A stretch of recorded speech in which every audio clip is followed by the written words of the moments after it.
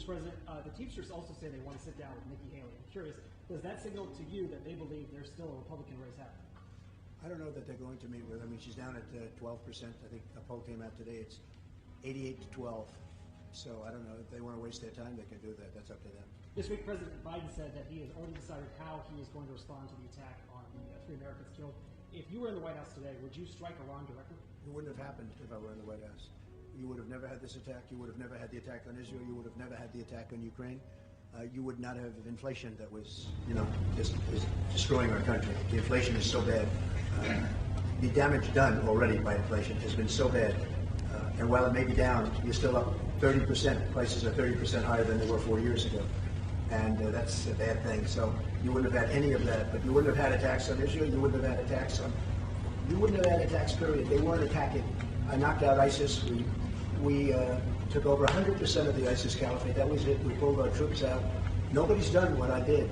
And you would have had no attacks. Putin would not have attacked. Guaranteed. For 2 reasons. The oil went up so high under Biden that they made money by attacking. But for 2 reasons. The other reason is he wouldn't have done it against me. He would not have done it. We used to talk about Ukraine. It was the apple of his eye. He would have never done it. And Israel would have never been attacked. Would have never been attacked. And China wouldn't be talking about Taiwan.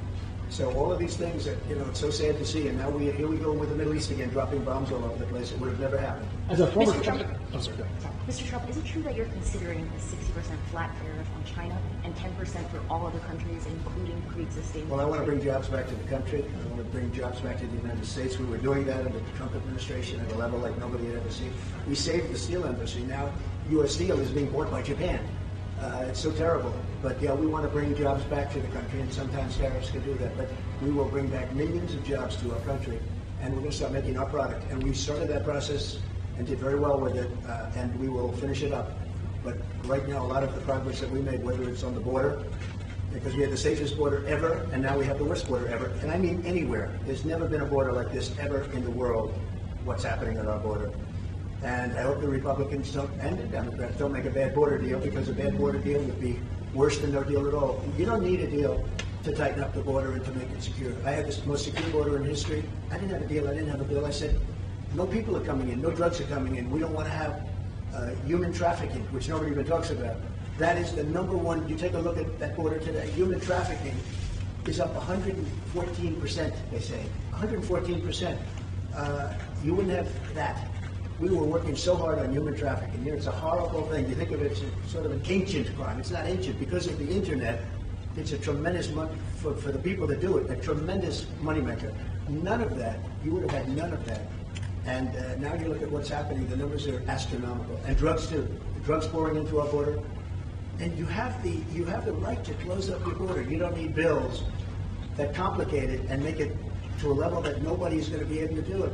And the minimum was 5,000 people a day, if that can be right. It's hard to believe that can be right, but they were negotiating to allow 5,000 people a day. That's a tremendous amount. Nobody wants to have that happen to our country, and they're still not going to know where they're coming from.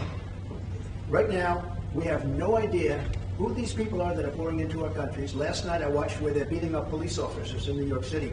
A gang of people that just came in that didn't speak English. Nobody knows who they are, where they come from, and very importantly, they come from, I can tell you, they come from jails and prisons, they come from mental institutions and insane asylums. And they're terrorists. They have a lot of terrorists coming, too. And we don't want them, I'm sorry. So we had a very strong border. What would you say? Are you planning, thank you, do you plan to try to use campaign funds or PAC money to try to pay some of the penalties in the New York defamation and fraud cases? I don't understand. Are you thinking of potentially trying to use campaign money to pay some of those penalties that you might incur in the New York fraud case and the defamation case? I didn't do anything wrong. I mean, that's been proven as far as I'm concerned. And actually, we won in the Court of Appeals. You probably saw that. That case has been largely won in the Court of Appeals. That was a political case coordinated with the White House by the Attorney General, I assume is what you're talking about. And we won that case largely in the Court of Appeals. And then the Carroll, also the defamation case, the additional penalty this week. That's a ridiculous case. That case is a ridiculous case. We're appealing it. She didn't know anything about me. She didn't know when it happened. There was nothing. People are looking at that case. It's a disgrace. We're appealing that case. We had a very hostile judge. We're appealing that case. It's a ridiculous case. Traditionally, would you block the U.S. steel acquisition by Nippon Steel from Japan if you were in office? I would block it. I think it's a horrible thing. When Japan buys U.S. Steel, I would block it instantaneously, absolutely. Traditionally, former presidents would get access to intelligence briefings. Biden canceled access to you in 2021.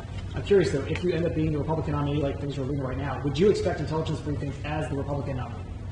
I would not give him intelligence briefings because I don't believe he's competent. So I would cancel for him because I don't believe he's competent. Mr. Trump, there's been a lot of talk about your role in the immigration talks ongoing on Capitol Hill. Can you outline those conversations you've had with people? And is it true that you've told people that you don't want to see Democrats, particularly President Biden, get a win on this? No, I didn't say that. I did say that you have to, if you're not going to get a great border bill and immigration bill, don't do a bill. If it's not going to be good, if it's not going to solve the border problem, don't do the bill. And that was very important to me. And a lot of people do call me and they respect me and they say, what do you think? If the bill's not going to be a great bill and really solve the problem, I wouldn't do it at all. Not for political reasons, just for U.S. reasons. Wouldn't there be some benefit for Republicans? Wouldn't there be some benefit for Republicans in looking like they supported a bipartisan bill? You could view it either way, frankly. I just want to see a great bill. This isn't Republican or Democrat. That's a terrible bill. 5,000 people a day. That's a lot. That's like record-setting stuff. No. I want to see a great bill. If we get a great bill, we should do it. If we don't get a great bill, but I don't think you're going to get a great bill. And if you're starting at 5,000 people a day, it's insane. It's insane. So what would you say to... We just had a meeting with the Teamsters, and one of the biggest problems they have is millions of people pouring into the country. And that's a killer for the Teamsters, and I'm going to stop it. And that's why the Teamsters, I think, support me. Now, I don't know if the top people will support me. We're going to have to find that out.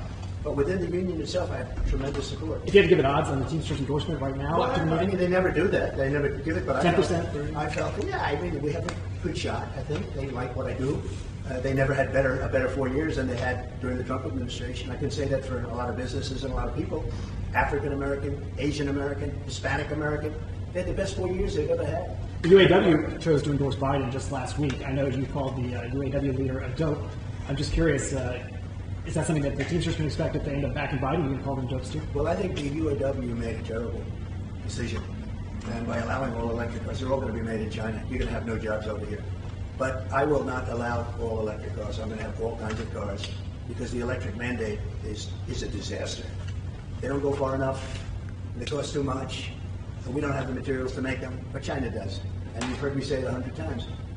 No, I would end that. You can buy an electric car, absolutely, but you're also going to be able to buy other types of cars and types of propulsion, depending on what you want. You're going to be able to buy what you want to buy. We went, many of you were there, Iowa, where it was 40 degrees below zero on voting night. 40 degrees below zero. And did you notice all those cars pulled over to the side? They were all electric cars. They don't work well in cold weather. That was very cold weather. I just want to say, though, we had an incredible month.